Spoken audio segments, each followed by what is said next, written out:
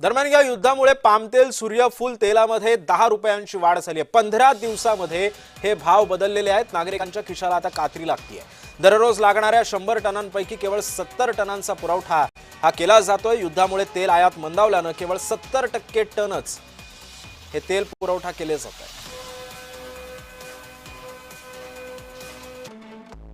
15 दिवसांमध्ये कसे भाव बदलले ते आपण पाहतोय। 15 दिवसांपूर्वी सूर्यफूल तेलाचे 160 रुपये लिटर होतं, तर आता 180 रुपये लिटर झालंय।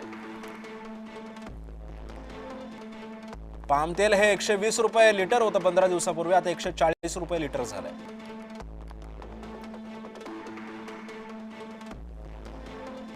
सरकी रिफाइंड तेल सध्या 140 रुपये लिटर होतं, मात्र आता 150 रुपये लिटर झालंय। म्हणजे 10 रुपयांची वाढ या तेलाच्या किमतीमध्ये झालेली आहे। 15 दिवसापूर्वी शेंगदाणा तेल 195 रुपये लिटर होता, आता 200 रुपये लिटर सध्या तेलाचे दर झालेले आहेत। 320 रुपये लिटर हे करडी तेल होतं, आता 300 रुपयांवरती जाऊन पोहोचलेलं आहे।